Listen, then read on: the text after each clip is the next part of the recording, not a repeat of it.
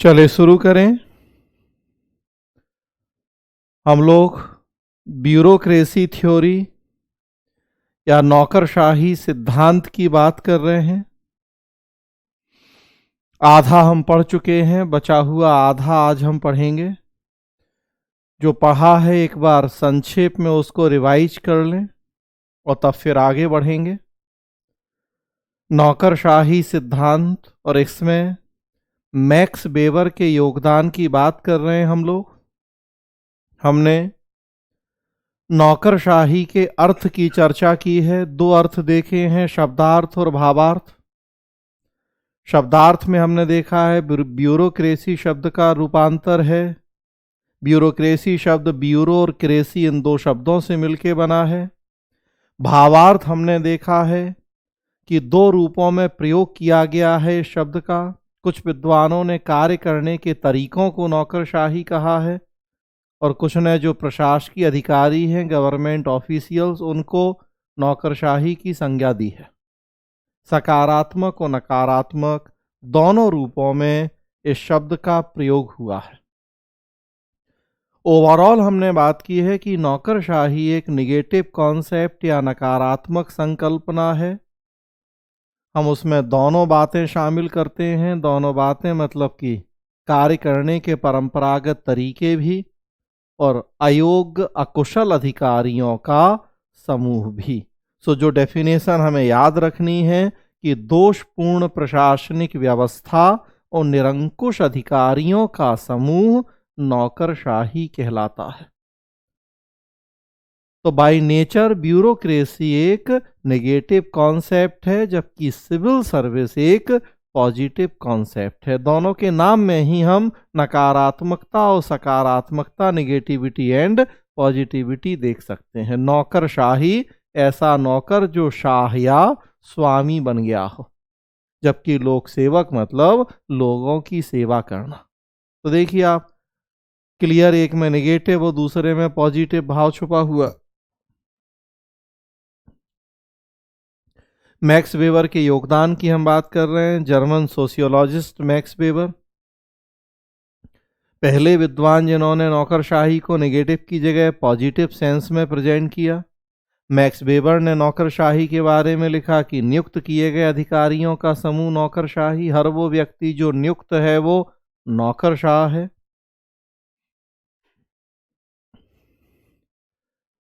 Max weber का जो contribution है ब्यूरोक्रेसी के संदर्भ में, उसकी हम बात कर रहे हैं। तो मैक्स वेबर ने सत्ता का सिद्धांत दिया, थ्योरी ऑफ अथॉरिटी, और उसी के विस्तार स्वरूप फिर उन्होंने आइडियल टाइप ऑफ ब्यूरोक्रेसी का प्रतिपादन किया। तो 1920 में वेबर की पुस्तक पब्लिश हुई जो कि जर्मन लैंग्वेज में थी, विर्टसॉफ्ट एंड गेसलसॉफ्ट। उसमें वेबर ने दिया सत्ता का सिद्धांत। वेबर ने प्रश्न उठाया कि क्यों कोई व्यक्ति किसी दूसरे को आदेश देता या लेता है। उत्तर में सत्ता का सिद्धांत दिया। सत्ता के 3 प्रकार बताए। वैधानिक या लीगल अथॉरिटी का ही प्रतिरूप बताया ब्यूरोक्रेसी को। ब्यूरोक्रेसी भी नियम कानून योग्यता पे आधारित और वैधानिक सत्ता भी वही। तो उसका प्रतिरूप बताया नौकरशाही को, और तब फिर उन्होंने नौकरशाही का आदर्श मॉडल या आइडियल टाइप ऑफ ब्यूरोक्रेसी का प्रतिपादन किया। वेबर ने कहा कि अगर हम नौकरशाही में कुछ विशेषताओं को शामिल कर लें तो हम उसकी कार्यकुशलता को सुनिश्चित कर सकते हैं। कौन सी विशेषताओं को शामिल करें? तो वेबर ने जो विशेषताएं बताई वो हमने देखा, 9-10 महत्वपूर्ण बातें। वेबर का ऐसा मानना है कि अगर किसी भी देश में हम ब्यूरोक्रेसी में इन विशेषताओं को शामिल कर लें तो हम नौकरशाही की कार्यकुशलता को सुनिश्चित कर सकते हैं। और अगर नौकरशाही कार्यकुशल हो जाएगी तो संगठन कार्यकुशल हो जाएगा तो प्रशासन कार्यकुशल हो जाएगा। हमारा पर्पस भी यही है, ऑर्गेनाइजेशनल इफेक्टिवनेस एंड एफिशिएंसी। जहां एफडब्ल्यू टेलर ने कहा था कि वैज्ञानिक विधियों का प्रयोग करके हम कार्यकुशलता बढ़ा सकते हैं, वहीं वेबर का मानना है कि अगर हम ब्यूरोक्रेसी को आइडियल बना दें तो संगठन कार्यकुशल हो जाएगा। एक बात और जो यहां आपको ध्यान रखनी है, हमने देखे नौकरशाही के अर्थ में दो बातों को शामिल किया, एक प्रशासकीय पद्धतियां और कार्य प्रक्रियाएं और दूसरा अधिकारियों का समूह। मतलब आप देख सकते हैं कि यहां भी हमारे अध्ययन का केंद्र बिंदु संरचना और तकनीक ही है। अधिकारियों का समूह मतलब संरचना, एक भौतिक यांत्रिक संरचना। हमें अधिकारियों की भावनाओं की, इनकी फीलिंग्स की बात नहीं कर रहे हैं हम, बस जो एक स्ट्रक्चर है कि 10 आदमी की 20 आदमी, तो जो भौतिक यांत्रिक संरचना उसकी बात हो रही है। कहीं भी इन अधिकारियों की ना समस्याओं की हम बात कर रहे हैं, ना इनकी भावनाओं की बात कर रहे हैं, ना मूल्यों पे जोर है। और प्रशासकीय पद्धतियां, कार्य प्रक्रियाएं मतलब तकनीक है। तो अभी भी अध्ययन का केंद्र बिंदु संरचना और तकनीक ही है। और ये हम बेवर की जो ये विशेषताएं बताई हैं उसमें भी देख सकते हैं। बेवर ने कहा है निर्वैयक्तिकता, इम्पर्सनैलिटी, मतलब यही है कि व्यक्तिगत भावनाओं से दूर रहते हुए काम करें।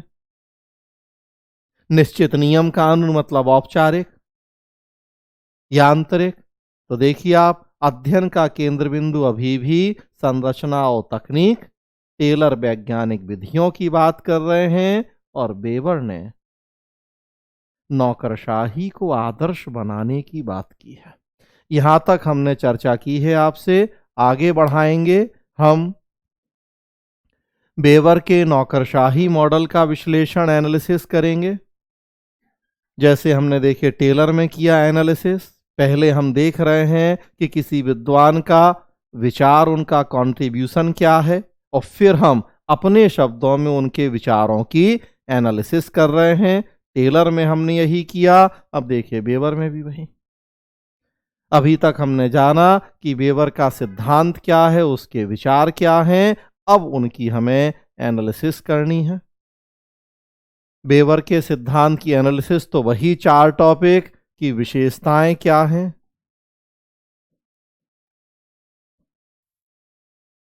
बेवर के सिद्धांत की विशेषताएं क्या हैं,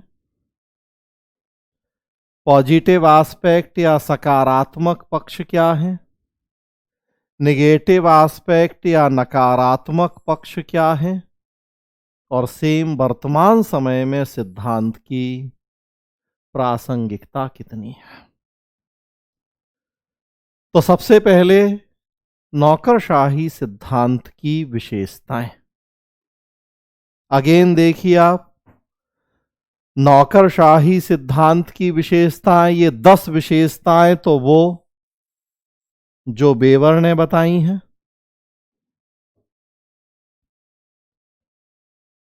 और अब हम अपनी तरफ से इसमें जोड़ें तो अगेन देखिए आप, 12 विशेषताएं जो हम जानते हैं बंद प्रणाली वाली, वो सब आपको यहां बेवर के नौकरशाही सिद्धांत में भी देखने को मिल सकती हैं। सारी बातें हैं इसमें शामिल। अगेन देखिए कि बेवर बंद कैसे हैं। सबसे पहले तो क्लोज सिस्टम कैसे है बेवर में, भी इसी को देखें। तो बेवर ने जितनी विशेषताएं बताई, चाहे वो कार्य विभाजन हो, चाहे वो पद सोपान हो, डिवीजन ऑफ लेबर या हायरार्की या और दूसरी विशेषताएं, बेवर ने सिद्धांत जर्मनी में दिया। दुनिया में 200 के ऊपर देश हैं और कोई देश ऐसा नहीं है जिसने बेवर के सिद्धांत को आगे लागू ना किया हो। पूरी दुनिया में अगर सोशल साइंसेस के फील्ड में सबसे प्रचलित कोई थ्योरी है तो वो यही है, बेवर का नौकरशाही मॉडल। अदरवाइज सोशल साइंस की थ्योरी इतनी यूनिवर्सल नहीं होती, क्योंकि हम देखते हैं कि अमेरिका की इकोलॉजी, परिस्थितियां, समस्याएं अलग हैं और भारत की अलग। तो फिजिकल साइंस की थ्योरीज तो हैं ऐसी जो यूनिवर्सल हैं कि हर जगह लागू, लेकिन सोशल साइंस में बड़ी दिक्कत है। लेकिन बेवर सोशल साइंस के बावजूद भी ये ऐसी थ्योरी है कि दुनिया के लगभग हर देश में इस थ्योरी को लागू किया गया। लेकिन जब बेवर ने यह थ्योरी दी तब बेवर ने इस बात पे कोई ध्यान नहीं दिया है कि उनका सिद्धांत जब जर्मनी के बाहर जाए तो उसमें परिस्थिति के अकॉर्डिंग क्या परिवर्तन या क्या चेंज किए जाए। बेवर ने अपने सिद्धांत में बस यही कहा कि अगर हमें नौकरशाही की कार्यकुशलता को सुनिश्चित करना है तो इन विशेषताओं का शामिल होना जरूरी है। अब अमेरिका में वहां की परिस्थिति के अकॉर्डिंग क्या परिवर्तन करना होगा या भारत में, बेवर को इससे कोई मतलब नहीं है। अब शायद बेवर समझ ही नहीं पाए कि उनका सिद्धांत एक दिन इतना पॉपुलर हो जाएगा, या बेवर ने कोई इस तरह की कंपैरेटिव स्टडी नहीं करी। हां, बेवर को आधार बना के बाद में बहुत हुई कंपैरेटिव स्टडीज। भाई अगर ये सिद्धांत दुनिया के 200 देशों में लागू हुआ तो बिना कंपैरिजन के कैसे हो जाएगा लागू। लेकिन बेवर ने की हो कंपैरेटिव स्टडी, बेवर ने अपने सिद्धांत में परिस्थिति परिवर्तन के अनुसार परिवर्तन की गुंजाइश छोड़ी हो, ऐसा नहीं है।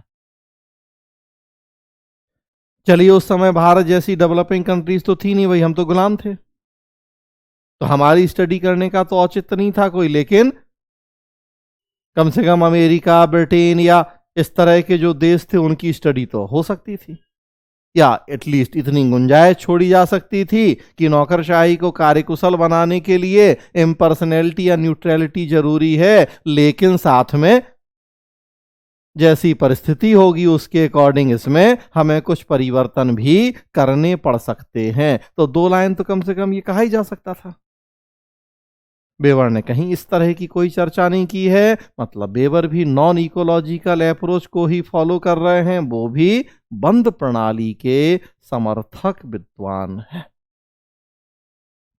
और बंद प्रणाली वाली बाकी जितनी विशेषताएं हम जानते हैं वो सब हम यहां बेवर में देख सकते हैं।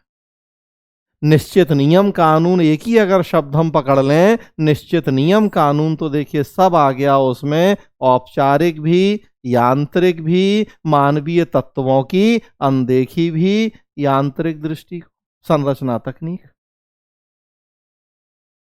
नकद वेतन मतलब आर्थिक प्राणी, नियम कानून मतलब विवेकशीलता, हर काम दिमाग से करेगा आदमी, कहीं दिल की कोई बात, भावनाओं की कोई बात है ही नहीं है, तो रेशनैलिटी। तो सारी चीजें आप देख लीजिए, नॉन इकोलॉजिकल है ही, इकोनॉमिक मैन है ही, फॉर्मल ऑर्गेनाइजेशन है ही, मैकेनिकल अप्रोच है ही, तो सब है जो बंद प्रणाली वाली विशेषताएं हैं। तो 10 विशेषताएं जो बेवर ने बताई, 10-12 विशेषताएं हम अपनी तरफ से बता सकते हैं बंद प्रणाली वाली, और वो कौन कौन सी विशेषताएं वो हम ऑलरेडी जानते हैं। तो ये तो हो गई विशेषताएं। अब समीक्षा पॉजिटिव एंड नेगेटिव। सो मैंने बताया था कि जो विशेषताएं हैं अब उन्हीं की हम चीरफाड़ करेंगे, उसी में कुछ हमें सुलक्षण या अच्छी बातें दिखेंगी और कुछ कुलक्षण या कमियां दिखेंगी। अच्छी बातें लिखते जाएंगे सकारात्मक में और कमियां लिखते जाएंगे नकारात्मक में। तो इन्हीं विशेषताओं की हम अब चीरफाड़ करेंगे, एनालिसिस करेंगे। देखिए एक एक करके। सबसे पहला है कार्य विभाजन, डिवीजन ऑफ लेबर, श्रम विभाजन या कार्य विभाजन। कार्य विभाजन का फायदा अब हम जान गए हैं कि जितना ज्यादा कार्य विभाजन होता है हमें कार्यों में उतनी ज्यादा विशेषज्ञता की प्राप्ति होती है, स्पेशलाइजेशन। तो देखिए वही लिख दिया हमने, और अभी आपको रटने की जरूरत नहीं है, एक बार समझ लीजिए कौन सा कि कार्य विभाजन मतलब हमने बता दिया कि काम को छोटे छोटे पार्ट में डिवाइड करके अलग अलग व्यक्तियों या संस्थाओं को सौंप दीजिए। जब कम काम होंगे तो नेचुरल सी बात है व्यक्ति उसमें डेप्थ स्टडी करेगा, नॉलेज ज्यादा होगी, उसका विशेषज्ञ हो जाएगा। तो अब जहां आपको कार्य विभाजन दिख रहा है वहां आपको आंख बंद करके फायदा दिखा देना है विशेषज्ञता। और कार्य विभाजन की कमी क्या है, तो ये भी हम टेलर में बात कर रहे थे कि आदेश की एकता का उल्लंघन, यूनिटी ऑफ कमांड फॉलो नहीं होगी, क्योंकि जब कई लोगों में काम बांटेंगे तो उन सबसे ऑर्डर लेना पड़ेगा। तो कार्य विभाजन की कमी है, आदेश की एकता का उल्लंघन, लेकिन यहां हमने नहीं लिखा है, देखिए डैश करके छोड़ दिया है, इसलिए क्योंकि बेवर ने कार्य विभाजन के साथ साथ हायरार्की की भी बात की है। कार्य विभाजन की कमी है, आदेश की एकता का उल्लंघन, और हायरार्की का फायदा है आदेश की एकता का पालन। तो मतलब अगर ये दोनों एक साथ हो जाएं तो कार्य विभाजन की वो जो कमी है वो फिर दूर हो जाती है। तो इसलिए फिर हमने नहीं की उस कमी की चर्चा, क्योंकि साथ में पद सोपान भी है, तो कमी हमने छोड़ दी है कार्य विभाजन वाली। आगे बढ़िए, पद सोपान या हायरार्की, संगठन का सीढ़ी नुमा या पिरामिड नुमा ढांचा। उच्च और अधीन के संबंधों के आधार पर संगठन को हम कई स्तरों में बांट दें, सब कुछ पहले से तय हो, कौन क्या करे कैसे करे, फायदा है डिसिप्लिन, अनुशासन और कोऑर्डिनेशन, या कई और फायदे हैं हायरार्की, अलग से हम पढ़ेंगे। फायदे हमने यहां लिख दिए, डॉट डॉट कर सकते हैं क्योंकि कई और फायदे भी हैं इनके, सब हम लिख सकते हैं जरूरत के अनुसार। और पद सोपान की सबसे बड़ी कमी है रेड टेपिज्म या लाल फीताशाही, कार्यों को करने में अनावश्यक विलंब या देरी।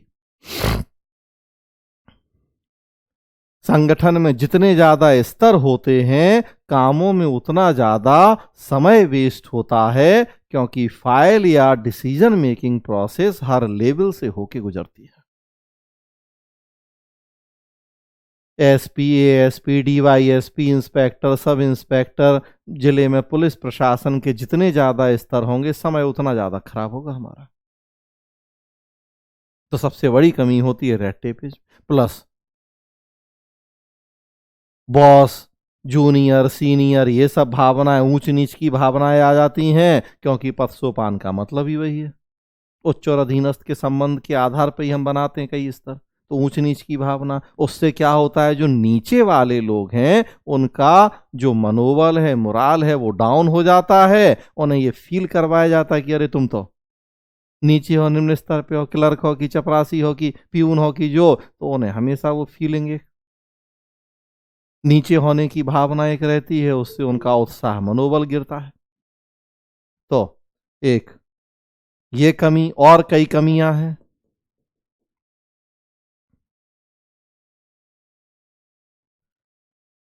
अगला देखिए, तीसरा है निश्चित कार्य प्रक्रिया। 3, 4, 5, 6, चारों को हमने एक साथ लिया है, क्योंकि कमोबेश रूप में चारों के फायदे भी वही हैं और कमियां भी लगभग वही है, तो हमने उनको एक ही साथ किया है। तो 3 से लेके 6 तक देखिए, एक साथ यहां लिखा हुआ है, काम करने का निश्चित तरीका होगा, निर्धारित नियम कानून होंगे, निर्वैयक्तिकता एवं पर्सनैलिटी मतलब व्यक्ति व्यक्तिगत भावनाओं से दूर होगा, तटस्थता मतलब किसी राजनीतिक दल या उसकी विचारधारा से अपने आप को नहीं जोड़ेगा। चारों का अगर निष्कर्ष कहें तो व्यक्ति मशीन का पुर्जा बन जाएगा, यांत्रिक हो जाएगा। नियम कानून भावनाएं नहीं, मतलब घूम फिर के सबका वही है कि मशीन का पुर्जा बन जाएगा। तो फायदा क्या है, हर आदमी नियम कानूनों का पालन करे, भावनाओं को मार दे, किसी पॉलिटिकल पार्टी से नहीं जुड़े, तो देखिए फायदे लिखे हैं भाई, एफिशिएंसी बढ़ेगी, कोई भेदभाव नहीं होगा, निष्पक्षता होगी, इम्पार्शियलिटी, सबके साथ हम समानता का व्यवहार करेंगे, भेदभाव नहीं होगा, वही जो हमने कहा, पक्षपात नहीं होगा, भेदभाव नहीं होगा, राजा रंग, अमीर गरीब, बीजेपी कांग्रेस, आप बाप, इन सब में कोई अंतर, हमारे लिए सब समान, क्योंकि हम तो मशीन है और मशीनों के लिए तो सब समान होते हैं भाई। कंप्यूटर है और भी कोई मशीन है, रोबोट है, सब समान है, उसके लिए भावनाएं, समस्याएं, पसंद नापसंद जब है ही नहीं है तो सब इक्वल। तो ये सब फायदे हैं, तो एक साथ कर दिया चारों को। और कमी क्या है, कमियां भी एक ही साथ हैं, वो हम जान रहे कि फॉर्मल, मैकेनिकल, जो मानवीय तत्व है ह्यूमनिस्टिक, अप्रोच है उसको इग्नोर कर दे रहे सोशियो साइकोलॉजिकल जो भी चीजें हैं। और देखिए, नियम कानून जब साधन ना बनकर साध्य हो जाते हैं तो ये फायदे की जगह नुकसान पहुंचाते हैं। नियम कानून मीन्स हैं, लेकिन अगर इनको हम एंड्स मान लें, और होता यही है। रोड पे कोई एक्सीडेंट हो, अस्पताल ले जाएं व्यक्ति को, डॉक्टर कहता है कि रोड एक्सीडेंट मतलब पुलिस का मैटर है, पहले जाके थाने में एफआईआर लिखवाओ, तब हम इलाज करेंगे, तब हम हाथ लगाएंगे। अब एफआईआर लिखवाओ, थाने जाओ तो पता लगता है कि अरे वो फला रोड जहां एक्सीडेंट हुआ वो इस थाने में नहीं आता है, बल्कि वो इलाका दूसरे थाने में आता है। अब वहां जाओ तब तक पता लगता है कि वो जिसे एफआईआर लिखना है वो अभी छुट्टी पे है, या कहीं चाय पीने गया है, या मीटिंग में है, वेट करो। अब जब तक ये सारा काम, ये सारी प्रोसेस पूरी होगी, तब तक व्यक्ति नहीं मर रहा होगा तो मर जाएगा, क्योंकि टाइम पे इलाज नहीं मिला। और इलाज इसलिए नहीं मिला क्योंकि जो नियम कानून थे उनका पालन करना पड़ा। तो ऐसे नियम कानून किस काम के? ये नियम कानून तो हमने इसलिए बनाया ना कि हमारा काम आसान हो, ना कि इसलिए बनाए कि हमारे काम में वो रुकावट बन जाए। तो वहां डॉक्टर की ड्यूटी है कि अभी एफआईआर और बाकी चीजें जाए भाड़ में, सबसे पहले तुरंत इलाज करे। लेकिन डॉक्टर को अपनी भी सोचनी है। इलाज करते करते व्यक्ति मर गया तो अभी डॉक्टर फंसेगा, तो इसलिए वो भी अपनी सुरक्षा चाहता है कि नहीं, एफआईआर करवा लो, देख लो क्या क्या दिक्कत, कितनी कहाँ चोट लगी है, ताकि कल के दिन भाई हमें कोई। तो नियम कानून अगर साधन रहे तो अच्छी बात है, ये लक्ष्य प्राप्ति में रुकावट बनने लगे तो बुरी बात। और हम लोगों के देशों में तो अक्सर हम ये स्थिति देखते हैं कि फिर 10 से 5 हमारा ज्यादातर समय केवल वो फॉर्मेलिटीज को पूरा करने में ही निकल जाता है, नियम कानूनों को लक्ष्य हम भूल जाते हैं, तो नुकसान होता है। आगे बढ़िए। प्रत्येक पद के लिए योग्यताएं हो, उनकी जांच के लिए प्रतियोगिता परीक्षा हो। फायदा होगा कि संगठन को योग्य व्यक्ति मिलेंगे जब हर पद के लिए योग्यता तय होगी, जांच के लिए परीक्षाओं का आयोजन किया जाएगा। स्वाभाविक सी बात है, संगठन के प्रति योग्य और कुशल व्यक्ति आकर्षित होंगे। और कमी क्या है कि हर पद के लिए योग्यताओं का निर्धारण और उनकी जांच करना बड़ा कठिन काम है।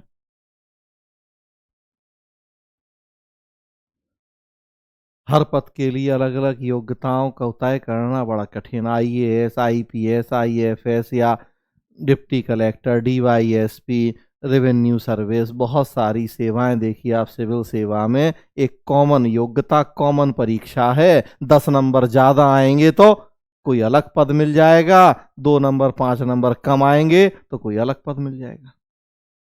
प्रशासनिक सेवा या पुलिस सेवा, परीक्षा एक ही है, योग्यता सेम है, लेकिन काम देखिए आप तो कितना अंतर है प्रशासनिक सेवा के कामों और पुलिस सेवा के कामों में। तो कहाँ अलग अलग योग्यता और अलग अलग परीक्षा कर पा रहे हम? आज 21st सेंचुरी में भी नहीं कर पा रहे, बेवर तो 100 साल पहले ये बोल के गए। तो हर पद के लिए अलग योग्यताएं, उनकी अलग जांच परीक्षा, ये बड़ा कठिन काम है। और उसमें भी शारीरिक योग्यताओं को तो हम एक बार जांच भी लें, लेकिन जहां तक मानसिक योग्यताओं की बात है, उनकी जांच कैसे हो? सिविल सेवा में आने के लिए एक योग्यता है कि व्यक्ति को ईमानदार होना चाहिए। लेकिन चाहे यूपीएससी हो, स्टेट पीएससी हो, आज तक तो कोई ऐसा फॉर्मूला, कोई ऐसी परीक्षा नहीं खोज पाए कि जिससे ये पता लगे कि व्यक्ति ईमानदार है या नहीं है। एथिक्स में यूपीएससी को जिसमें सबसे ज़्यादा नंबर आते हैं, वो पता लगता है साल भर बाद की सबसे बेईमान निकला, परीक्षा में नकल कर रहा था वो। तो कोई ऐसा पैमाना या फॉर्मूला नहीं है कि हम व्यक्ति की मानसिक योग्यताओं की जांच कर पाए। शारीरिक की जांच तो कर भी लें एक बार। तो ये दिक्कत है यहाँ। आगे बढ़िए। नकद वेतन। नौकरशाही में जो लोग जुड़ेंगे उन्हें काम के बदले पर्याप्त नकद वेतन दिया जाएगा। फायदा है कि उनका मोटिवेशन होगा और उससे एफिशिएंसी बढ़ेगी। भाई काम के बदले पर्याप्त वेतन मिलेगा तो आदमी में और काम करने की इच्छा होगी, मोटिवेट होगा वो। मन से काम करेगा, कार्यकुशलता होगी। दिक्कत क्या है कि हमने केवल पैसे का लालची मान लिया है व्यक्ति को, या आर्थिक प्राणी मान लिया है। सामाजिक भावनाओं, संबंधों की हमने कोई बात ही नहीं की है। आजीविका की व्यवस्था, करियर सिस्टम,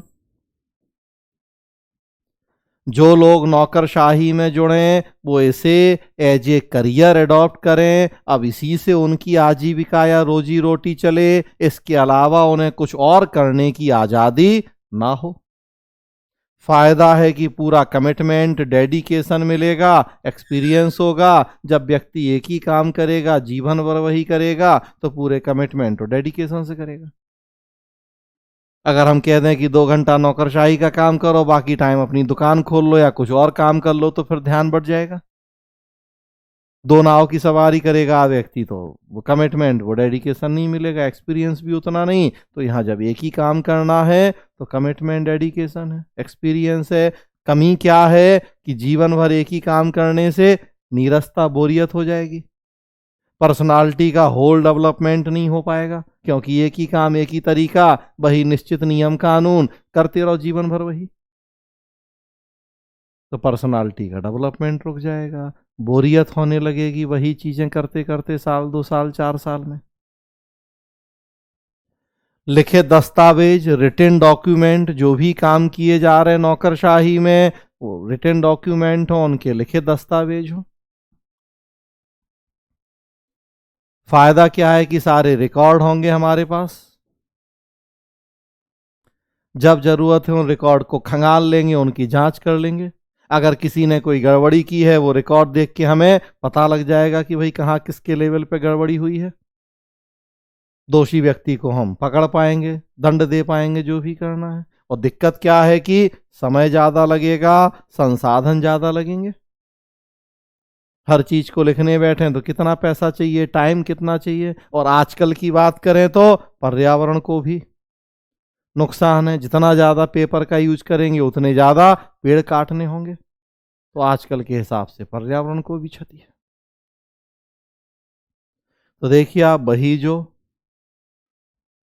10 विशेषताएं बेवर ने बताई, उन्हीं की हमने चीर फाड़ की। तो कुछ हमें सकारात्मक पक्ष भी मिले कि क्या फायदे होंगे अगर उन विशेषताओं को हमने लागू कर लिया तो, और क्या कमियां या समस्याएं होंगी।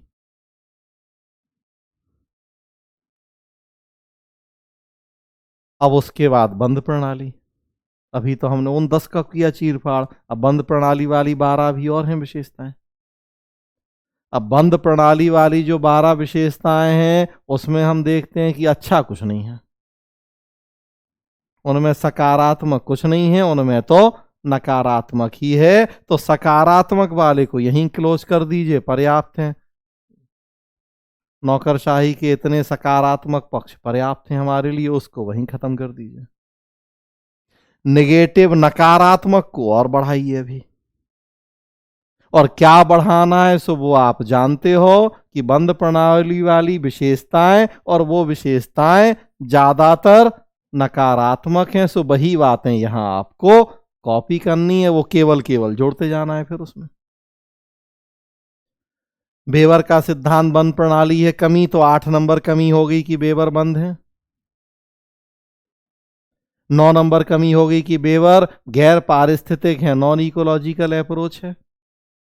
10 नंबर कमी हो गई कि औपचारिक है, यांत्रिक। कुछ बातें तो देखिए आई गई औपचारिक, यांत्रिक, तो उनको रिपीट नहीं करना है। जो बच गई हैं बातें, वो यहां और बढ़ा दीजिए। बंद को समीक्षा करके उनकी कमियां बता दीजिए, वो आप अपने आप कर सकते हो।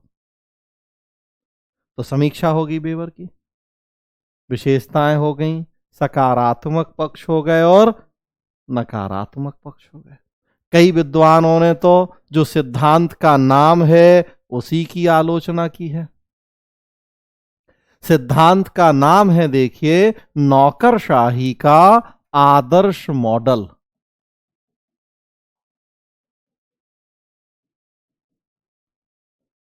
Ideal type of bureaucracy, type को हिंदी में प्रकार भी कहते हैं।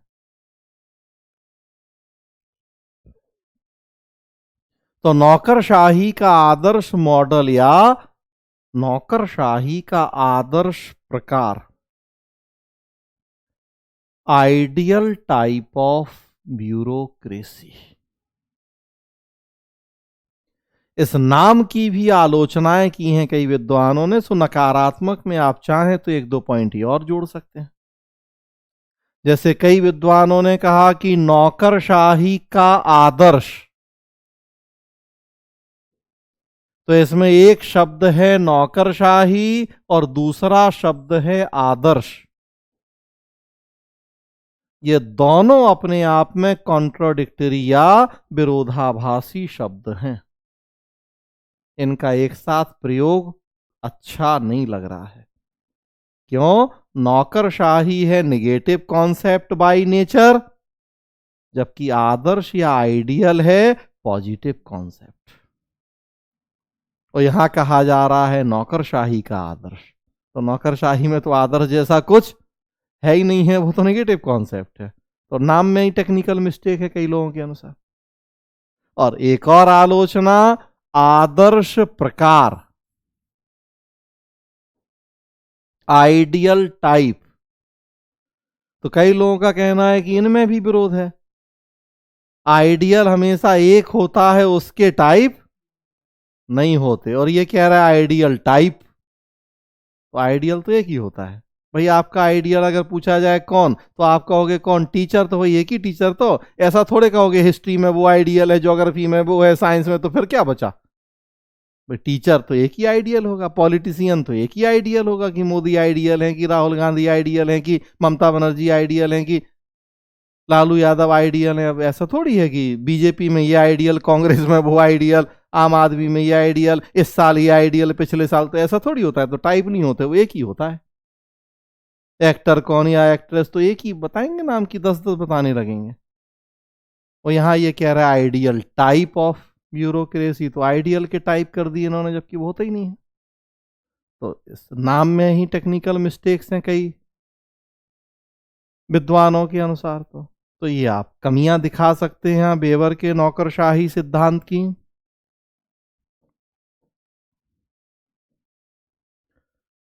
कमियों से जुड़ा हुआ ही एक मुद्दा यहां, एक टॉपिक जो थोड़ा अलग से भी हमने किया है,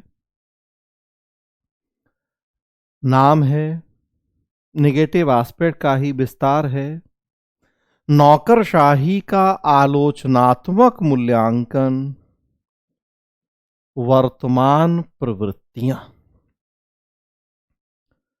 तो critical evaluation of bureaucracy, current trends. तो कुछ जो रिसेंट टाइम में कुछ आलोचकों ने आलोचना की नौकरशाही की, कुछ यहां वो बातें हैं। दो तीन विद्वानों का यहां थोड़ा सा बात करेंगे। देखिए आप 1960s 1960 का दशक, तीन थिंकर्स के आप यहां नाम देख रहे हैं या इकोनॉमिस्ट हैं बेसिकली। एक गॉर्डन टुल्लोक, एक एंथोनी डाउन्स और एक विलियम निस्कार्निन।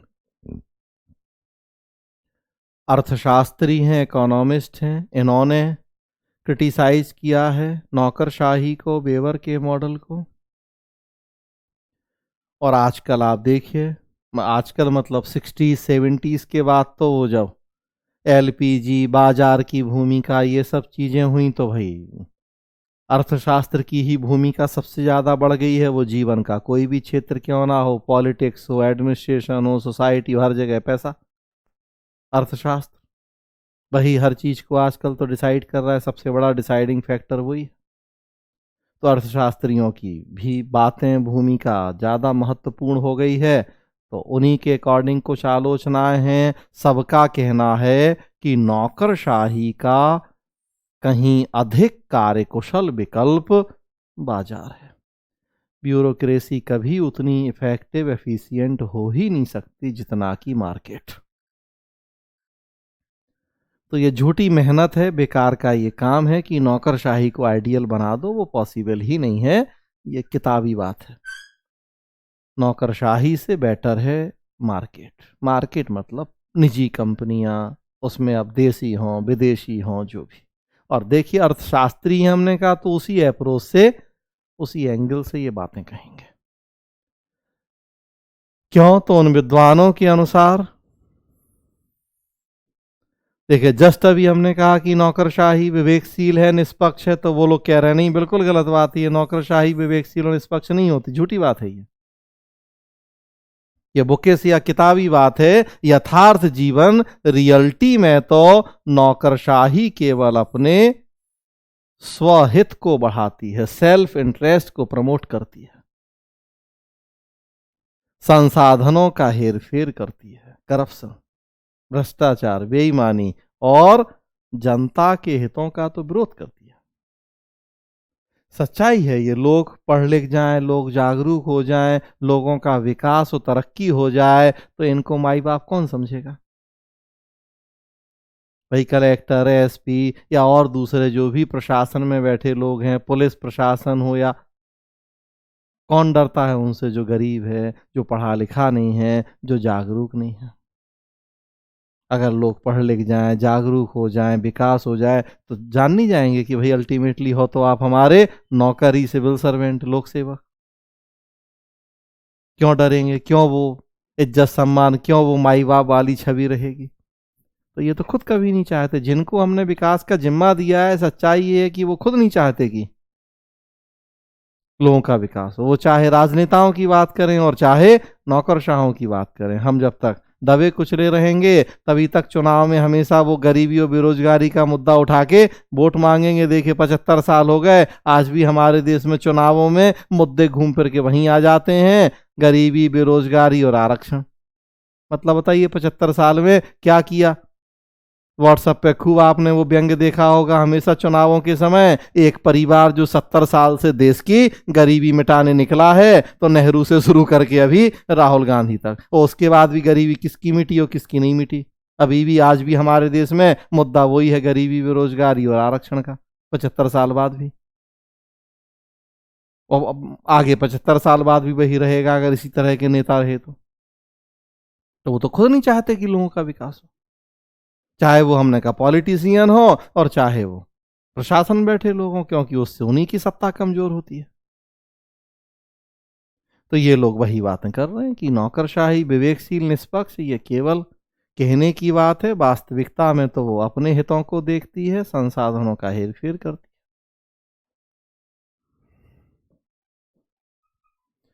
तीनों का थोड़ा अलग अलग देखिए, एक एक स्लाइड में है तीनों विद्वानों के विचार। पहला यहां है गॉर्डन टुल्लोक।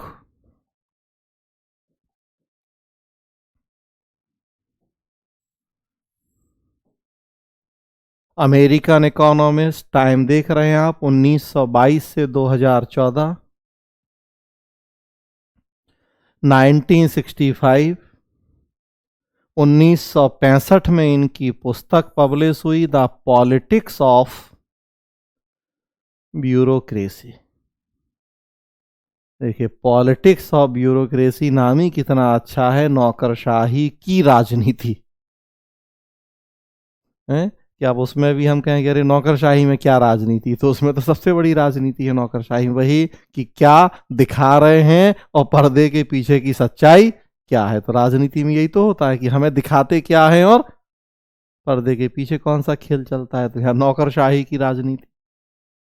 किताब का देखे कवर यहाँ लगा हुआ है, the politics of bureaucracy, Gordon Tullock. हालांकि नीचे लिखा है this is not original cover, तो वो तो नेट से जो हमें मिला। तो देखिए खैर क्या कहा है इन्होंने अपनी इस पुस्तक में नौकरशाही की आलोचना करते हुए। तो मेन 2-3-4 लाइन में सार लिखा हुआ है उसका। तो ये कहते हैं कि जो नौकरशाह ब्यूरोक्रेट हैं, ये मुख्य रूप से अपनी उन्नति की संभावनाओं में वृद्धि करने की इच्छा से ही अभिप्रेरित होते हैं, अपने स्वार्थ से ही अभिप्रेरित होते हैं। अपना प्रॉफिट, अपना इंटरेस्ट इन्हें दिखता है, उसी से इनमें मोटिवेशन है, अपने आगे बढ़ने के, प्रमोशन के अवसर, बस वही इनके लिए सबसे बड़ा कहें कि दबाव, फोर्स करने वाला इनके लिए इन्फोर्सिंग फैक्टर है। जनहित की तो अनदेखी करते हैं।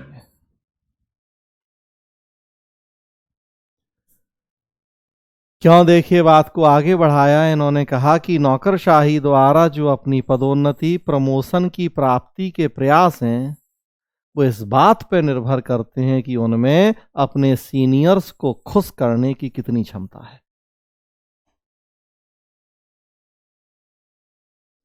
भाई आपका बॉस आपसे खुश है तो आपकी जिंदगी, आपकी नौकरी 60 साल की उम्र तक खूब अच्छे से चलनी है। जनता जाए भाड़ में, एक तरफ पूरी जनता, बाकी सब, दूसरी तरफ आपका अकेला बॉस। बस बॉस को खुश कर लिया तो पूरी जंग जीत गए, कोई टेंशन नहीं है। बहुत सारे लोगों ने बॉस को खुश करके रखा है, ऑफिस महीने में 4 दिन भी नहीं जाते हैं और फिर भी बिंदास नौकरी चल रही है, हर महीने की पहली तारीख को अकाउंट में सैलरी आ जा रही है।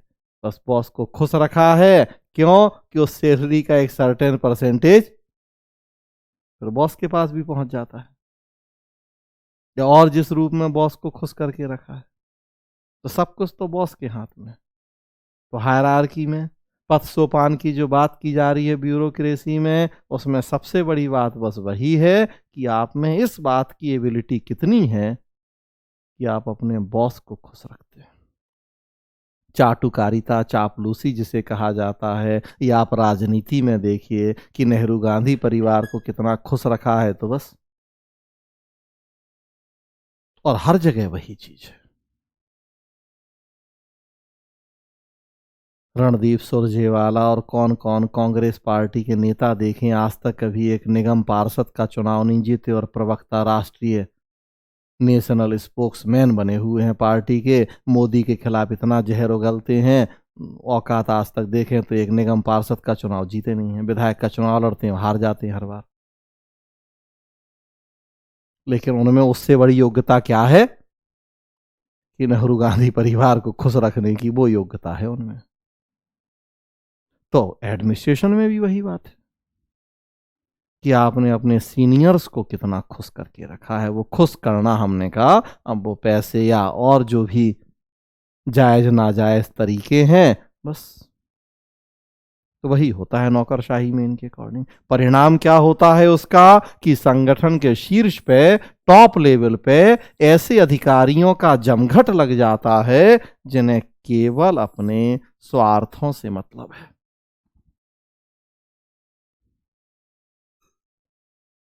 क्यों होता है ऐसा?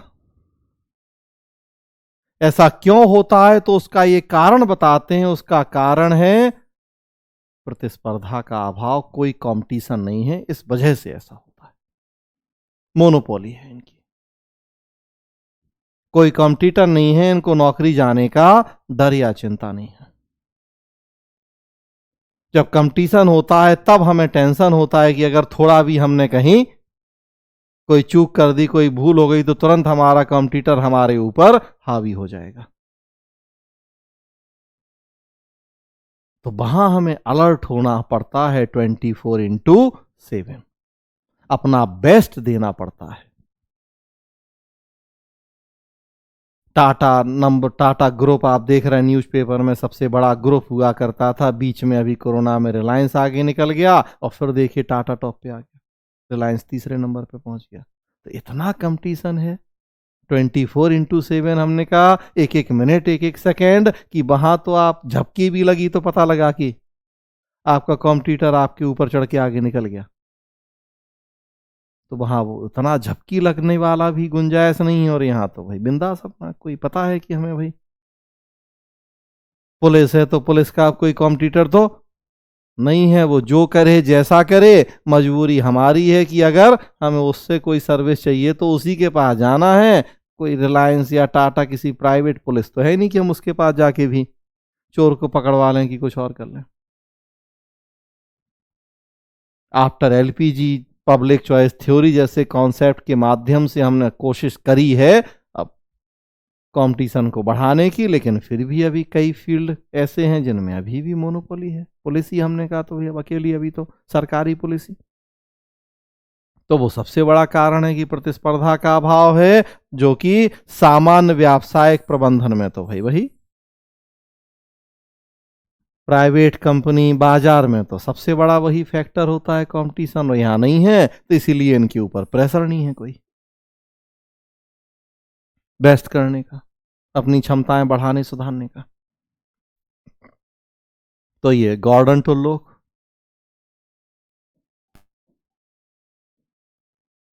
एंथोनी डाउन्स,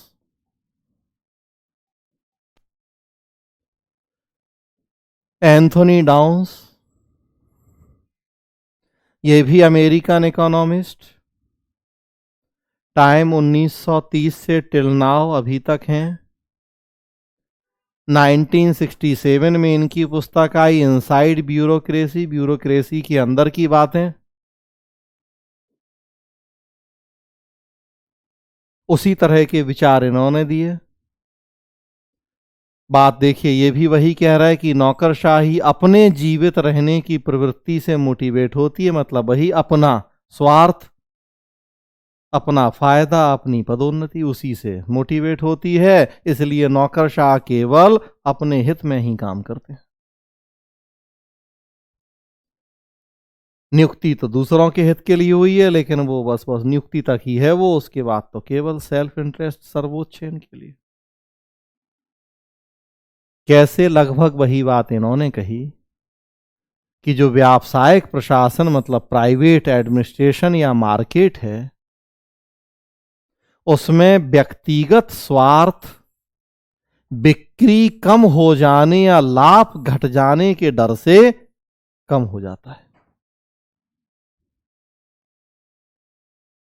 वही जो हमने कहा, कंपटीशन इतना ज्यादा है, आप अपना लाभ अपना स्वार्थ सोचोगे, अपना करप्शन भ्रष्टाचार करोगे, तो तब तक दूसरी कंपनी हावी हो जाएगी, आपका तो सैलरी नहीं मिलेगी, भ्रष्टाचार तो करोगे कहां से, बंद हो जाएगी कंपनी आपकी, छटनी करनी पड़ जाएगी। लोक प्रशासन में नहीं है ऐसा, पब्लिक एडमिनिस्ट्रेशन में कोई ऐसा नहीं है, बाजार अनुशासन वही कंपटीशन वगैरह। तो इसलिए नौकरशाही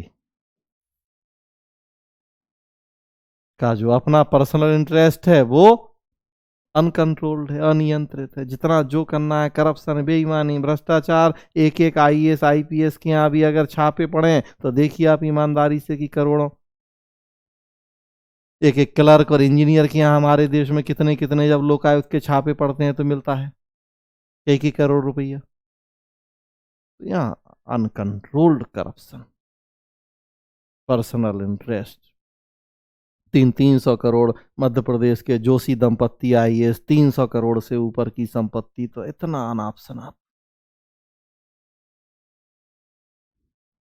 कंपैरेटिवली प्राइवेट एडमिनिस्ट्रेशन में ये चीजें नहीं है, क्योंकि बहुत तरीके के प्रेशर है। सबसे बड़ा प्रेशर वही कंपटीशन वाला प्रेशर है।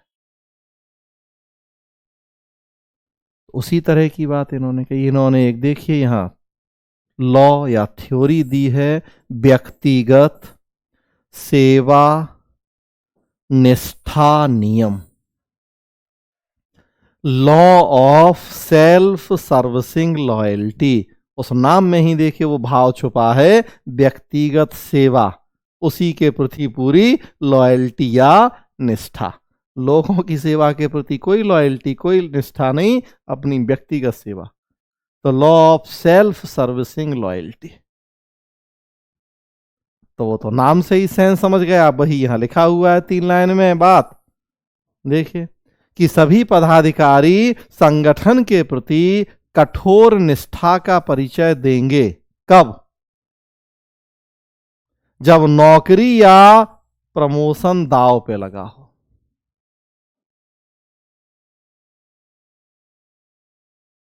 अगर ये टेंशन है कि नौकरी जा सकती है, प्रमोशन रुक सकता है, तब तो उनसे बड़ा हितैषी, लॉयल, डेडिकेट कोई नहीं है। वो चाहे संगठन के प्रति हो, चाहे लोगों के प्रति हो। राजनीति की बात करें तो अभी देखें कि चुनाव के 6 महीने पहले पूरा खजाना खोल के रख दो और बाकी 4.5 साल, और वो नौकरशाही में भी भाई दोनों तो वो एक ही थैली के चट्टे बट्टे हैं, राजनेता और नौकरशाह। तो जब नौकरी या प्रमोशन दांव पे लगा हो तब तो खूब कठोर निष्ठा दिखाएंगे ये, अदरवाइज नौकरशाहों के स्वार्थ की सिद्धि तथा विभाग के वर्तमान आकार को सही सिद्ध करना ही जो टॉप लेवल के ऑफिशियल्स हैं, शीर्षस्थ अधिकारियों का प्रमुख दायित्व होता है।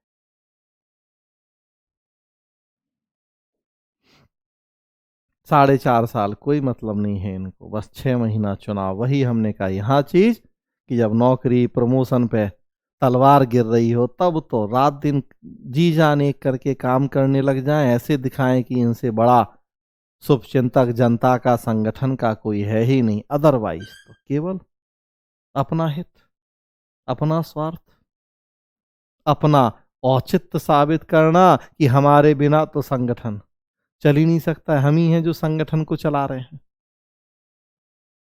तो ये इनका नेचर होता है। नाम दिया है उन्होंने law of self servicing loyalty,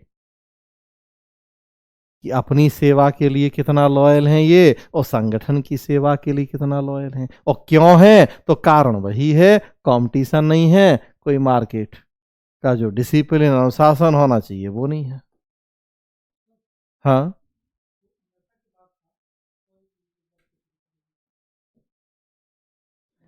अन्यथा वही कि अन्यथा नौकरशाहों के स्वार्थ की सिद्धि और विभाग के वर्तमान आकार को सही सिद्ध करना ही बस सर्वोपरि है इनके लिए। विभाग के आकार को सही सिद्ध करना मतलब कि 100 लोग या 200 लोग काम कर रहे हैं, या इंडिविजुअली भी देखें हम काम कर रहे हैं, तो ये बताना कि हमारे बिना तो तुम्हारा गुजारा नहीं होगा, हम 100 लोगों के बिना तुम्हारा गुजारा नहीं होगा, हम 1000 लोगों के बिना तुम्हारा गुजारा नहीं होगा। तो अपने आप को इतना महत्वपूर्ण बता देना कि हम नहीं रहेंगे तो दुनिया खत्म हो जाएगी वाली स्थिति। तो ये चीज है, ठीक है। तीसरा, विलियम निस्कानीन।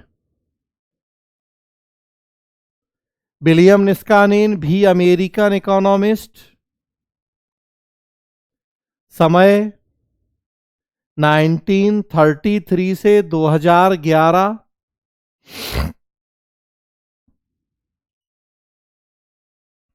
1973 1973 में इनकी पुस्तक आई,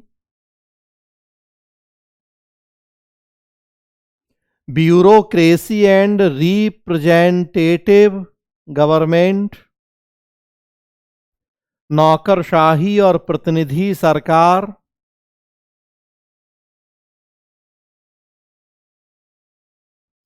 इन्होंने भी आलोचना की नौकरशाही की। करियर नौकरशाही मतलब वही आजीविका के रूप में नौकरशाही को स्वीकार करना जो मैक्स वेबर ने कहा। बस एक ही काम करना है, जीवन भर कुछ और करने की आजादी नहीं होगी। तो करियर नौकरशाही की कई आधारों पे आलोचना इन्होंने भी की। क्या कहा उन्होंने, बात लगभग वही है।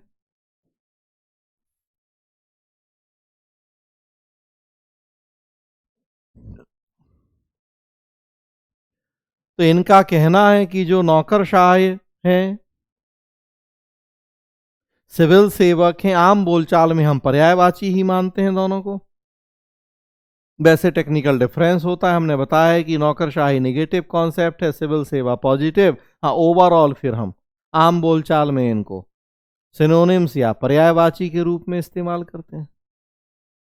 तो बात ये भी उसी तरह की कर रहे हैं कि सिविल सेवाओं का या नौकरशाही का दृष्टिकोण अपने उपभोक्ताओं के प्रति और निजी क्षेत्र के उत्पादकों का दृष्टिकोण अपने उपभोक्ताओं के प्रति, दोनों बिल्कुल अलग अलग होते हैं। सिविल सर्वेंट कैसा बिहेव कर रहे हैं या ब्यूरोक्रेट कैसा बिहेव कर रहे हैं अपनी जनता के प्रति,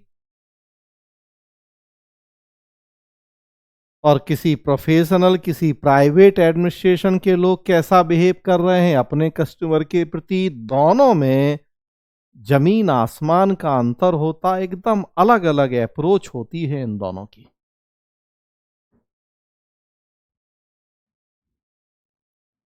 क्यों होती है, क्या होती है, लिखा हुआ है यहां। क्यों होता है ऐसा, 2 पॉइंट लिखे हैं। प्रथम, कि जो उत्पादक का राजस्व है वो ग्राहकों से आता है। भाई हम दुकान चला रहे, सामान बेच रहे, बदले में पैसा मिल रहा, हमारी कमाई हो रही, रोजी रोटी मिल रही, यूजर पे बेसिस है, डायरेक्ट रिलेशन है दुकानदार और ग्राहक का। तो हर दुकान में तख्ती टंगी देखिए आप कि ग्राहक ही भगवान है, क्योंकि उसी से रोजी रोटी चल रही है। जबकि सरकार में सार्वजनिक राजस्व व व्यय के मध्य में कोई अंतर संबंध, कोई रिलेशन नहीं है इस तरह का। हम टैक्स दे रहे हैं, हमारे टैक्स के पैसे से सरकार की सुविधाओं का मजा आप लूट रहे हैं।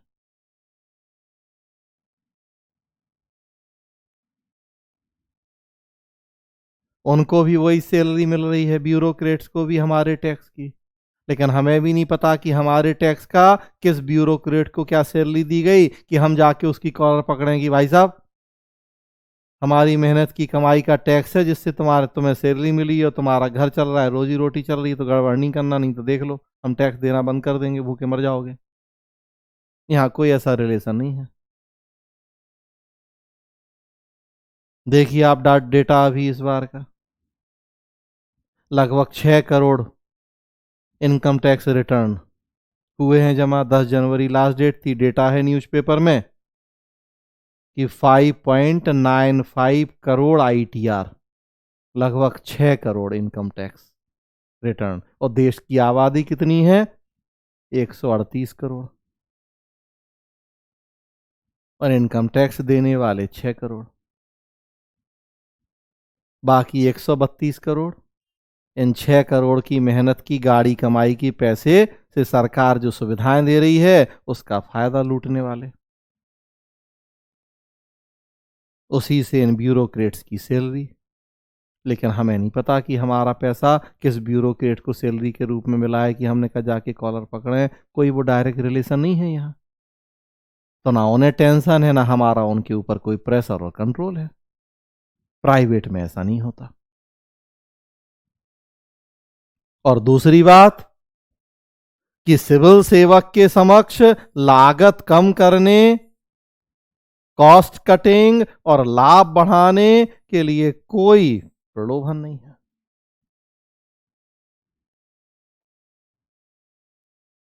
क्यों? क्योंकि उन्हें तो अपनी फिक्स सैलरी मिलनी है, 1.25 लाख, 1.5 लाख, 2 लाख, 50,000, 80,000, जिसको जो मिल रही है। बाकी अब भाड़ में जाओ, हमें हमारा पैसा अकाउंट में 1 तारीख को आ जाए। देखिए आप पूरे कोरोना के दौर में कोई सबसे जिसने कहें कि सुख झेला वो सरकारी कर्मचारी हैं कि घर बैठे बैठे बिंदास हर महीने की 1 तारीख को अकाउंट में पैसा आया। बाकी सबसे ज्यादा देखिए जो प्राइवेट वाले थे, भले वो नौकरी वाले थे, चाहे दुकान वाले या कोई भी और, ले दे के एक मास सरकारी नौकरी वाले ही थे कि काम किया नहीं किया लेकिन अकाउंट में बराबर पैसा जरूर आया हर महीना। बोनस वोनस भी मिल गए दिवाली वाली के,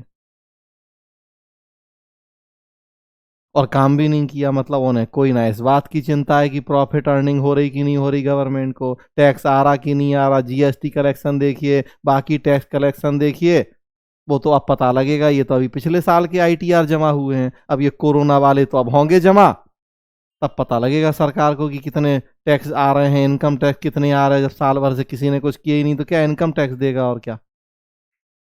इनको फिर भी कोई फर्क नहीं है, इनके अकाउंट में बराबर पैसा आ जाना चाहिए 1 तारीख को। तो ना इन्हें कॉस्ट कटिंग से मतलब है, ना इन्हें प्रॉफिट बढ़ाने से मतलब है, क्योंकि इनको तो अपनी सैलरी चाहिए, वो बराबर आ रही है। प्राइवेट में तो ऐसा है नहीं है। भैया आप खर्चा कम नहीं करेंगे, आप अपनी आय नहीं बढ़ाएंगे तो भूखे मरेंगे। वहां तो कोई निश्चित सैलरी वाला कॉन्सेप्ट है नहीं। तो इस वजह से बता रहे हैं विलियम निस्कानीन कि प्राइवेट एडमिनिस्ट्रेशन का वर्क कल्चर देखिए, अपने ग्राहकों के प्रति उनका व्यवहार देखिए, और ब्यूरोक्रेट्स का वर्क कल्चर देखिए, उनका अपने ग्राहकों के प्रति व्यवहार देखिए। यद्यपि हमारे टैक्स से उनकी रोजी रोटी चल रही, लेकिन वो कोई डायरेक्ट रिलेशन नहीं है। तो देखिए वो कैसे हमसे तू तड़ाक करके बात करते हैं। तो कितना अंतर होता है इनके बीच में।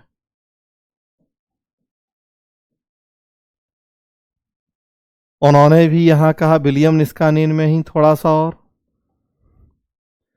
विलियम निस्कानीन ने कहा कि एक नौकरशाह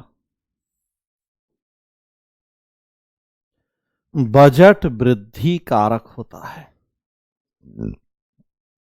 बजट बढ़ाने वाला होता है एक नौकरशाह।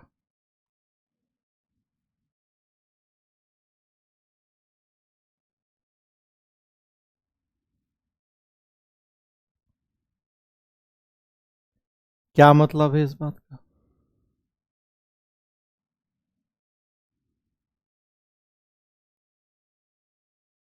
हमें नई नई योजनाएं चलानी हैं,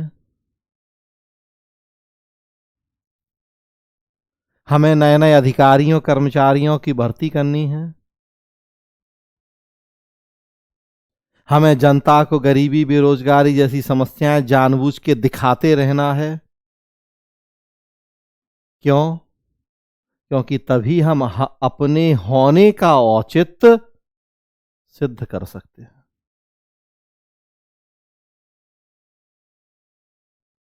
अगर हम अपना बजट नहीं बढ़ाएंगे, अगर हम नई नई योजनाएं नहीं चलाएंगे, तो फिर पूछेंगे नहीं लोग कि फिर आप कर क्या रहे हो 5 साल से कि 10 साल से। भले उस बजट उन योजनाओं की जरूरत नहीं हो, फिर भी दिखाना तो है कि हाँ हम कर रहे हैं, बहुत कुछ कर रहे हैं। तभी तो फिर हमारा जी हुजूरी करोगे आप, तभी तो हमारा महत्व समझोगे आप। भाई औपनिवेशिक शासन काल में देखिए अंग्रेज क्या दिखाते थे कि हम दुनिया के सबसे गए गुजरे लोग हैं, पढ़े लिखे नहीं हैं, गंवार हैं, अनपढ़ हैं, हमारा कल्चर एकदम थर्ड ग्रेड है। और उनका कल्चर, उनकी सोसाइटी, उनका एजुकेशन सिस्टम, उनके लोग बहुत पढ़े लिखे हैं। क्यों करते थे ऐसा? ताकि वो इस बात को जस्टिफाई कर पाए कि वो क्यों हमारे ऊपर शासन कर रहे हैं। वो जस्टिफाई करते थे इस चीज को कि देखो तुम लोग अनपढ़ गवार हो, तो इसलिए हमारी ये एक मोरल ड्यूटी है कि हम तुम्हारे ऊपर शासन करें और तुम्हें पढ़ाएं लिखाएं, सभ्य बनाएं, नहीं तो तुम लोग असभ्य हो, ऐसे ही पैदा हुए ऐसे ही मर जाएंगे।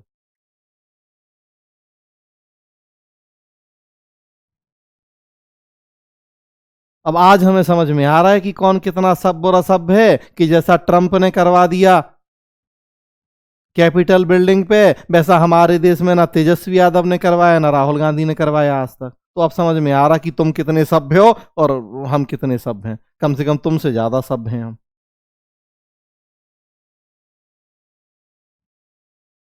बिहार में भी चुनाव हुए और सेम स्थिति बनी कि तेजस्वी यादव ने आरोप लगाया कि धांधली हुई, और वहां ट्रंप ने भी, लेकिन फिर भी देखिए कि तेजस्वी यादव का बर्ताव तो लाख गुना अच्छा है भैया ट्रंप से।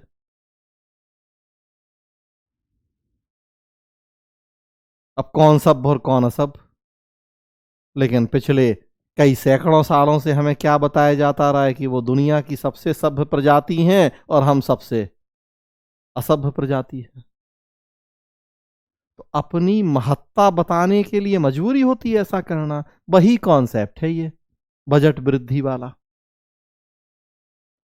कि नौकरशाह को अपनी महत्ता बतानी जतानी है, तो जानबूझ के वो सरकार का बजट बढ़ाते हैं, नई नई योजनाएं बनवाते चलाते हैं, उनके लिए बड़े बड़े बजट डिसाइड करते हैं ताकि वो अपना औचित्य सिद्ध कर सकें।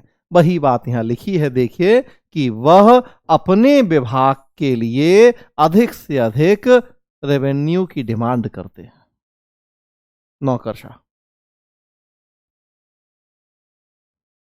क्यों? उसी से वो अपना वेतन है, दूसरे लाभ हैं, पावर है, प्रोटेक्शन है, प्रतिष्ठा है, इन सबको बढ़ा सकते हैं।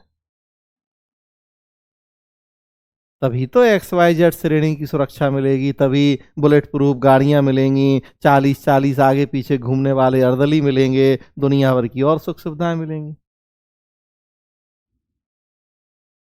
तो जानबूझ के बजट बढ़ाएंगे। इस बार 1 लाख करोड़ का था तो अगले बार 1.25 लाख करोड़, अगले बार 2 लाख करोड़।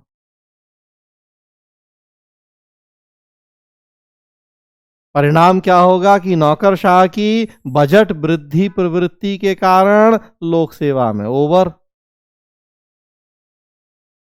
फ्लो हो जाएगा, पैसे का अति आपूर्ति हो जाएगी।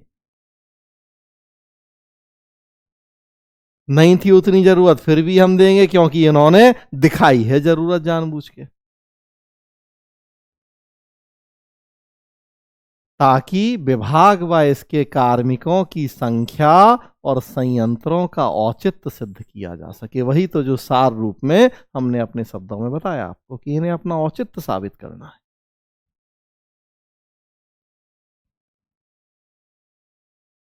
उससे वही नेचुरल सी बात है कि पर यूनिट प्रोडक्शन कॉस्ट भी बढ़ेगी, जब ज्यादा आपको पैसा मिलेगा ज्यादा खर्चा होगा तो बजट वृद्धि कारक नौकरशाह को इन्होंने नाम दिया। निस्कानीन ने नौकरशाही के विकल्प के रूप में पब्लिक चॉइस थ्योरी की वकालत की।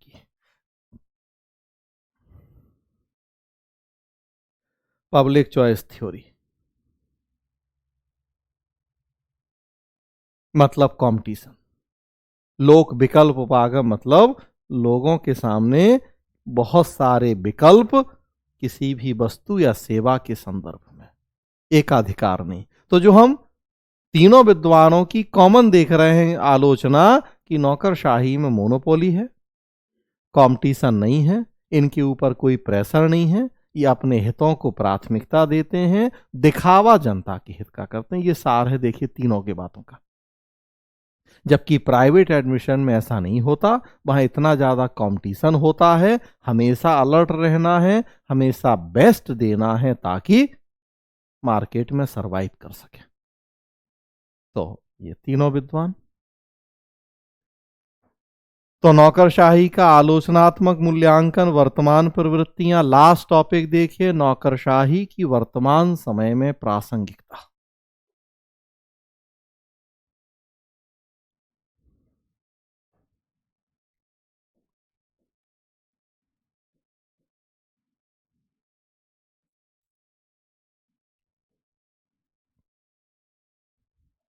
एक तरफ नौकरशाही सिद्धांत, दूसरी तरफ वर्तमान समय। तो नौकरशाही सिद्धांत वही विशेषताएं लिखी हैं जो बेवर ने बताई हैं, और दूसरी तरफ अब हमने उनको वर्तमान परिस्थितियों के संदर्भ में उनको जांचा है कि आज वो उपयोगी हैं या नहीं हैं। जैसा हमने टेलर में किया वैसे यहां और सारे में वैसा ही।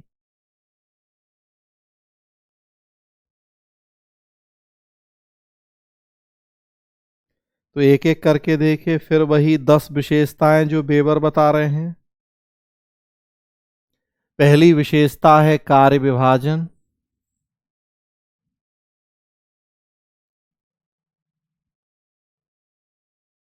मतलब विशेषज्ञता। और विशेषज्ञता तो हम जानते हैं कि आज दौर है साइंस टेक्नोलॉजी का, काम ज्यादा तकनीकी ज्यादा जटिल हैं और हमें जरूरत आज भी है विशेषज्ञों की कार्य विभाजन की। लैटेरल एंट्री पे जोर दिया जा रहा है। तो कार्य विभाजन से लिया है हमने विशेषज्ञता और विशेषज्ञता से जोड़ा है फिर वर्तमान समय को।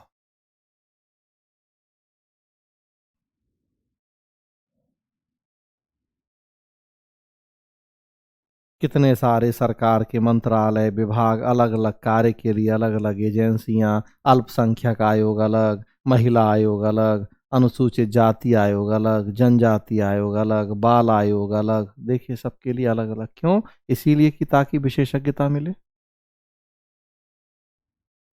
तो हमने बताया था आपको कि अब आपके ऊपर भी है कि आप कितने नए नए एग्जाम्पल कोट कर सकते हैं, कितना अपने दिमाग के घोड़े दौड़ा सकते हैं, वर्तमान समय से आप कैसे लिंक कर रहे हैं चीजों को।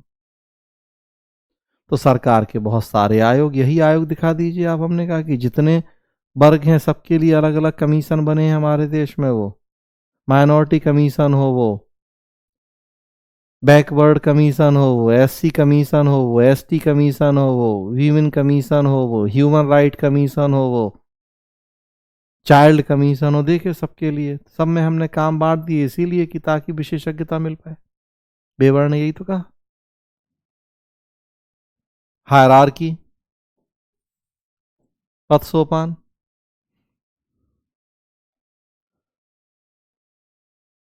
तो पद सोपान की प्रासंगिकता कम हुई है। कार्य विभाजन की प्रासंगिकता तो आज भी है, तो पहला तो आज भी है प्रासंगिक। दूसरा पद सोपान, इसकी प्रासंगिकता कम हुई है। 1967 में हुआ था फिलाडेल्फिया सम्मेलन, फिलाडेल्फिया कॉन्फ्रेंस 1967 में हुई थी, और इस कॉन्फ्रेंस में कहा गया था कि अगर हमें लोक प्रशासन को उपयोगी और प्रासंगिक बनाए रखना है तो हायरार्की जैसे नियमों को छोड़ना होगा। मतलब एक सिरे से खारिज कर दिया था फिलाडेल्फिया कॉन्फ्रेंस ने हायरार्की को। कारण रेड टेपिज्म, लाल फीताशाही, ऊंच नीच जैसी कई सारी दिक्कत है, तो उसकी प्रासंगिकता कम हुई है। आजकल हम फ्लेक्सिबिलिटी पे जोर देते हैं, लचीलापन, जबकि पद सोपान में है कठोर नियम कानून। चाहे डीए मतलब डेवलपमेंट एडमिनिस्ट्रेशन देखें, चाहे एनपीए मतलब न्यू पब्लिक एडमिनिस्ट्रेशन देखें, और चाहे LPG, liberalisation, privatisation and globalisation देखें, ये सब बात करते हैं फ्लेक्सिबिलिटी की।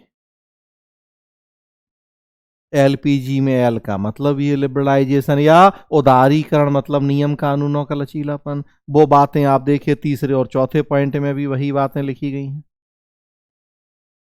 तो जुड़ी हुई हैं क्योंकि आपस में बातें। पद सोपान भी तो एक निश्चित नियम ही है, तो वो कॉमन लिखा है आगे भी। डेवलपमेंट एडमिनिस्ट्रेशन विकासशील देशों में जनता के समावेशी विकास की बात करता है, वेलफेयर की। New public administration developed countries में बात करता है जनता के विकास की, वेलफेयर की, और उस सब के लिए जरूरी है कि नियम कानूनों में लचीलापन लाया जाए, तेजी से काम हो, जबकि पद सोपान में विलंब होना है, देरी होनी है। एलपीजी हम देख ही रहे कि भाई लिबरलाइजेशन, उदारीकरण, कितने हम नियम कानून कम से कम कर रहे। आजकल 4F का कॉन्सेप्ट प्रचलित है। 4F क्या? Fast, focused,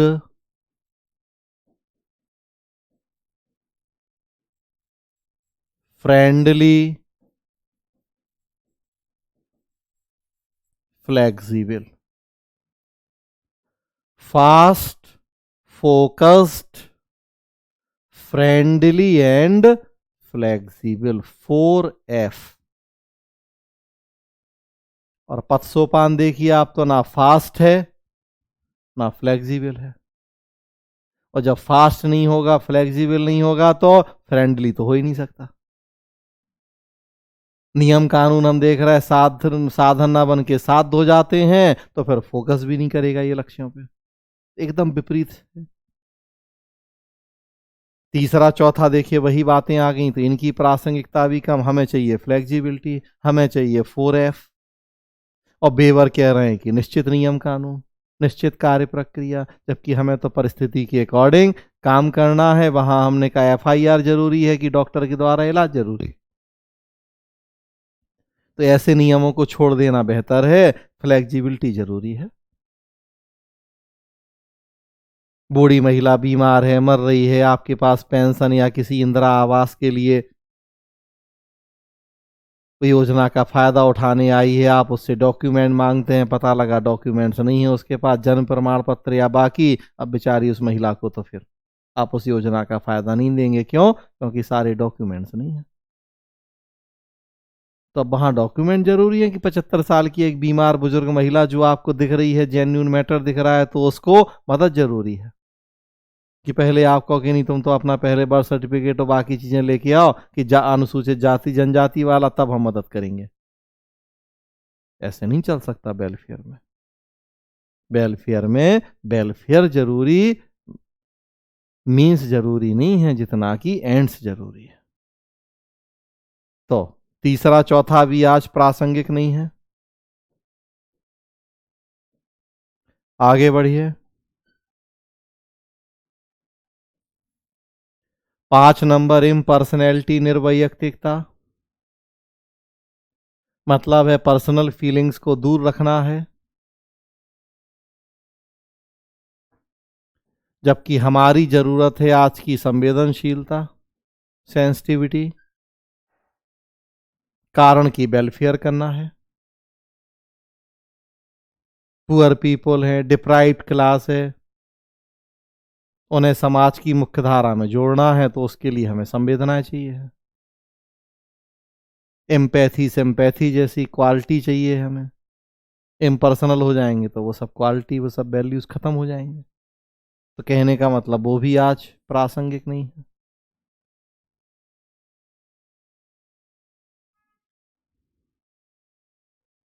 political neutrality and anonymity, तटस्थता और अनामता, उनका भी आज पालन संभव नहीं है।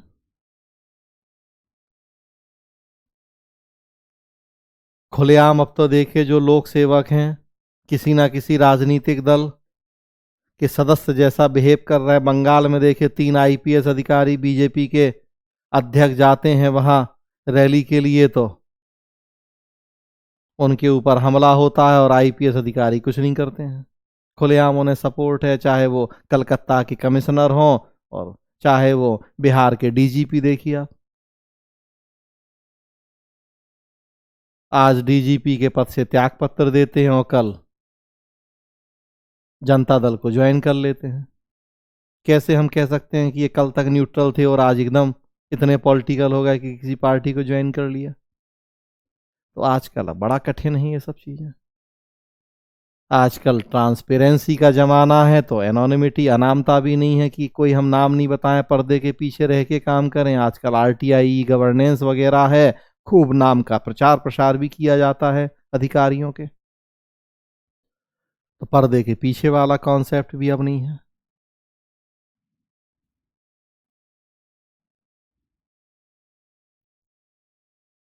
योग्यताएं तथा प्रतियोगिता परीक्षा, ये आज भी उपयोगी है, कोई दिक्कत नहीं है। आज भी हम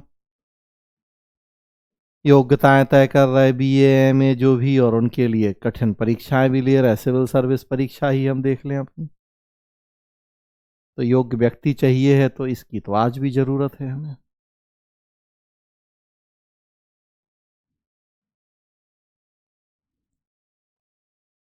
नकद वेतन आज भी चाहिए है, लेकिन केवल वेतन से जिंदगी नहीं चलनी है। उसके साथ साथ सम्मान भी, पुरस्कार भी, मातृत्व और पितृत्व अवकाश भी, मतलब सोशल इमोशनल चीजें भी। केवल इकोनॉमिक से नहीं चलनी जिंदगी। तो कहें कि वो आधा सही है नकद वेतन, वो तो चाहिए ही है, लेकिन केवल वही नहीं, उसके साथ साथ बाकी चीजें भी। आजीविका की व्यवस्था, ये आज भी बिल्कुल ओके है। आज भी कोड ऑफ कंडक्ट में हम देखते हैं लिखा है कि आप लोक सेवा में शामिल होंगे तो कोई दूसरा काम नहीं करेंगे, किसी दूसरे लाभ के पथ पे नहीं जाएंगे, निजी व्यापार नहीं करेंगे, बस केवल फिर वही काम करना है। वो आज भी प्रासंगिक है, कोड ऑफ कंडक्ट में लिखा हुआ है ये।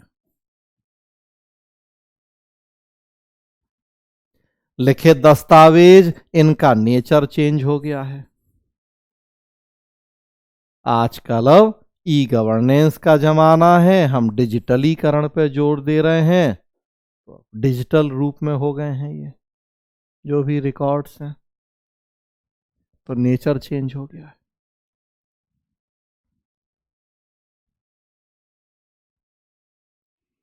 ओवरऑल देखिए आप, अगर हम निष्कर्ष निकालें तो बेवर के सिद्धांत की प्रासंगिकता कम हुई है। फिर से एक बार देखिए आप, पहला आज भी प्रासंगिक।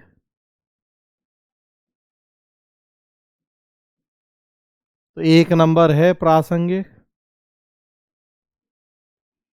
2, 3, 4 नहीं है प्रासंगिक।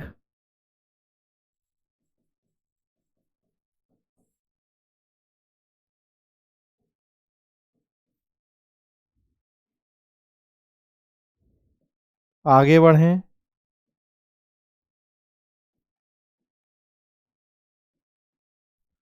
तो 1 प्रासंगिक है। 2, 3, 4 प्रासंगिक नहीं है। 5, 6 प्रासंगिक नहीं है।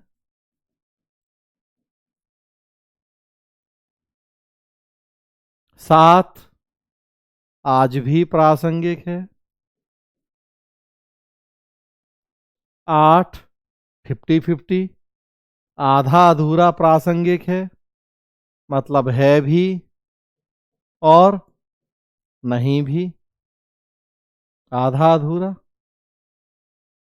9 आज भी प्रासंगिक है। और 10 नेचर चेंज हो गया है।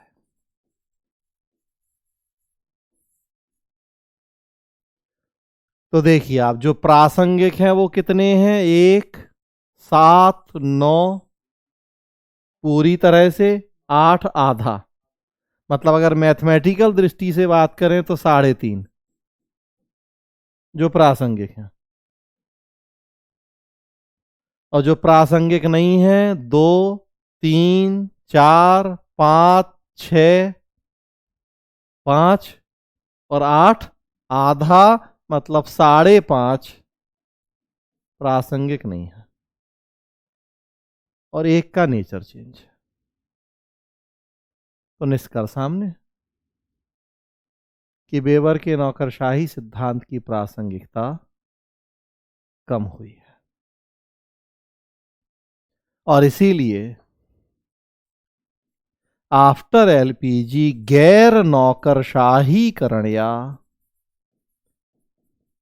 डी ब्यूरोक्रेटाइजेशन पर बल दिया गया है। गैर नौकरशाहीकरण या डी ब्यूरोक्रेटाइजेशन पे बल दिया गया है। गैर नौकरशाहीकरण का मतलब हमने बताया आपको कि हम अधिकारियों की संख्या भी कम कर रहे हैं और उनके काम करने के जो परंपरागत तरीके हैं उन्हें भी बदल रहे हैं। हम बाजार की प्राइवेट कंपनीज की भूमिका आगे कर रहे हैं। फिर भी हमारे पास कोई बेहतर विकल्प नहीं है ब्यूरोक्रेसी का। बाजार की अपनी कमियां हैं। तो इसलिए नौकरशाही एक आवश्यक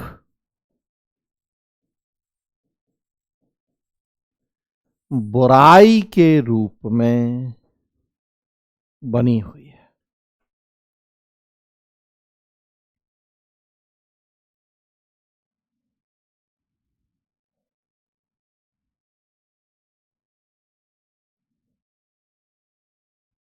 तो भले गैर नौकरशाहीकरण पे जोर है, डी ब्यूरोक्रेटाइजेशन पे, बाजार को आगे किया जा रहा है, लेकिन बाजार की भी कमियां हैं। तो हम चाह के भी ब्यूरोक्रेसी को छोड़ नहीं सकते हैं। ये एक आवश्यक बुराई, नेसेसरी इविल, मतलब हमें पता है कि ये बुरी है, लेकिन अब क्या करें, मजबूरी है, क्योंकि इसका कोई अल्टरनेट नहीं है हमारे पास। तो ये है मैक्स वेबर का नौकरशाही का आदर्श model, ideal type of bureaucracy. इस सिद्धांत में इतना ही, और आज यहीं तक। किसी को कुछ पूछना है तो पूछ सकते हैं।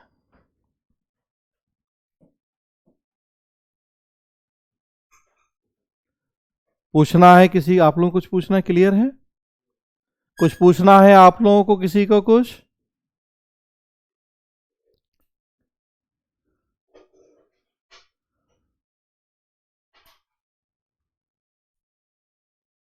जी श्वेता बताएं। सर तो फिर ये क्वेश्चन आ जाएगा कि ये मतलब कि वेबर की नौकरशाही कागज से बुराई है, हम्म। तो फिर इसकी शुरुआत कैसे करेंगे? शुरुआत बस यही थोड़ा सा बेवर का कंट्रीब्यूशन और फिर उसके सकारात्मक नकारात्मक दिखाते हुए कि कोई विकल्प नहीं है तो जरूरत है हमें इसकी कि हम इसको बनाए रखें। ठीक सर, वैसे ही कर हाँ, लेंगे। बस थोड़ा सा बेवर के कंट्रीब्यूशन से शुरू करके और फिर बस ये जो हमने इसकी समीक्षा की है प्रासंगिकता बस इसको दिखाते जी हुए जी। जी कंक्लूड कर देना है। हम्म। और कुछ नहीं सर। बाकी लोगों को कुछ पूछना है किसी को? कुछ नहीं पूछना तो चलिए आज रोक रहे हैं, कल आगे बढ़ाएंगे, तीसरे सिद्धांत की बात करेंगे, क्लासिकल थ्योरी या आदर्श संगठन सिद्धांत, उसमें हेनरी फ्योल, लूथर गुलिक। तो कल बात करेंगे तीसरे थ्योरी की। आज यहीं तक आप लोग जा सकते हैं जी।